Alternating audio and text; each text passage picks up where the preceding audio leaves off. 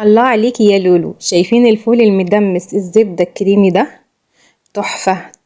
صدقوني لو عملتوه بالطريقة اللي هقولكم عليها دي مش هتندموا ابدا ومش هتغيروها. بصي يا حبايبي، احنا شعارنا الايام الجاية مع بعض دبري ووفري وداعا لاستغلال المحلات في اي حاجة. وصدقوني لو في اي معلومة عن اي حاجة هنزلها لكم على طول. كلنا عارفين ان محلات الفول والطعمية رفعت الاسعار قوي. اقل علبة فول او كيس فول دلوقتي ب10 جنيه، ويادوب معلقتين. وكمان السندوتشات بقت من 10 ل13 جنيه برضو. واحنا داخلين على شهر رمضان المبارك، كل سنة وانتم طيبين. وطبعا طبق الفول ده اساسي في السحور، فاحنا بنص كيلو فول بس. يعني لو قلنا عامل 30 جنيه النص كيلو، هو بيتفاوت سعره من منطقة لمنطقة، او يعني نقدر نقول ان المحلات بتبيع بمزاجها، كل محل حاطط سعر لوحده كده. هنعمل كمية، هنعمل حاجة نظيفة، وما شاء الله هيرمي معاكي النص كيلو كمية حلوة قوي زي ما انتم شايفين كده.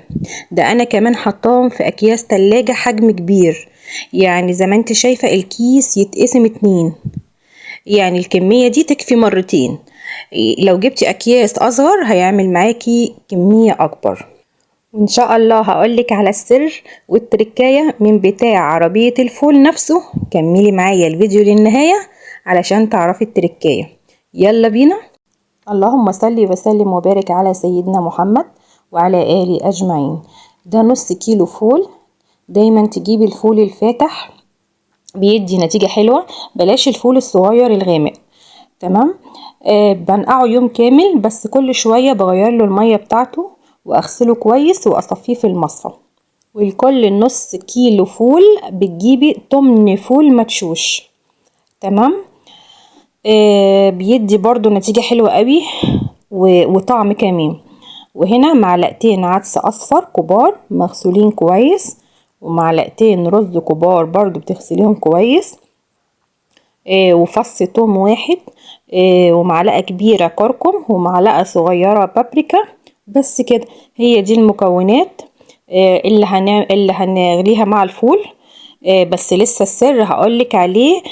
بس الاول لما الفول يدخل في السوا، ما ينفعش دلوقتي خالص. فكملي معايا الفيديو علشان تعرفي. طبعا في بعض مننا بيحط عصير طماطم او مكعبات طماطم، لا بلاش، لان الطماطم بتحمضه.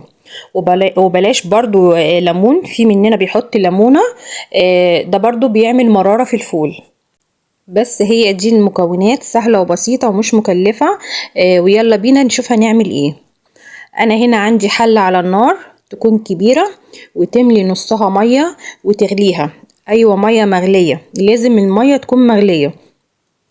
انا ما بدمسش في دمسة خالص رغم انها عندي، بس بحب ادمس على طول في اي حلة موجودة عندي، علشان لو حابة اقلبه او اشوفه الحلة افضل بكتير من الدماسة. بس بضيف المكونات، بضيف الفول، وبعد كده بنزل بباقي المكونات كلها: العدس والفول المدشوش والرز والبابريكا والكركم وفص الثوم. بس كده، واسيبه واغطيه حوالي ربع ساعة على نار عالية. ما تنسيش ان انت حطاه في مية مغلية. وبعد كده اهدي النار خالص وانساه، وما افتحش عليه خالص الا بعد 3 ساعات اشوف الدنيا ايه. والسر بقى والتركاية من بتاع عربية الفول اللي هقولك عليها: لازم لما الفول يدخل في السوا يبقى خلاص يعني قدامه كده نص ساعة وانزله. فكملي معايا. وهنا بقى تمام، الفول خلاص استوى زي ما انتم شايفين. وقربنا ننزله. تعالي بقى اقولك على التركاية او السر اللي قالهولي بتاع عربية الفول نفسه. اهو، معلقتين دقيق كبار، وهننزل عليهم بشوية مية سخنة. ايه اللي هيخلي الفول زبدة وكريمي معايا؟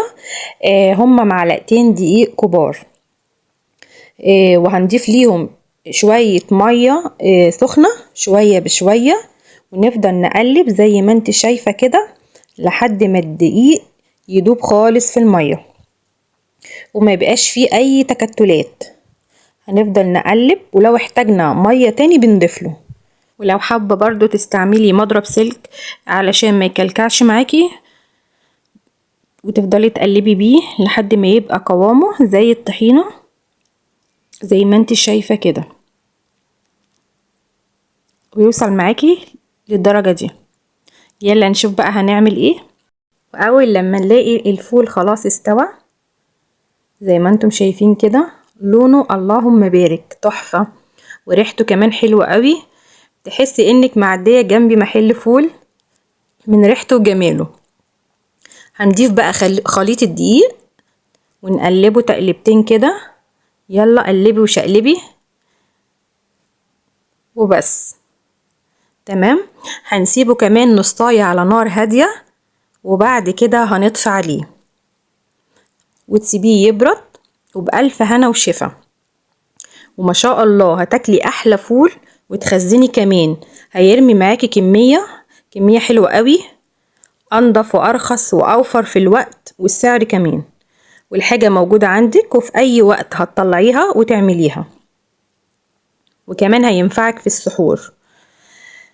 يا رب يكون الفيديو عجبكم واستفدتوا منه ولو حاجة بسيطة، وما ننساش اللايك القمر بتاعكم علشان يرفع الفيديو وكل يشوفه ويستفاد.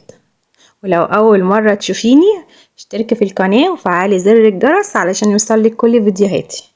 ودمتم في رعاية الله، ومع السلامة.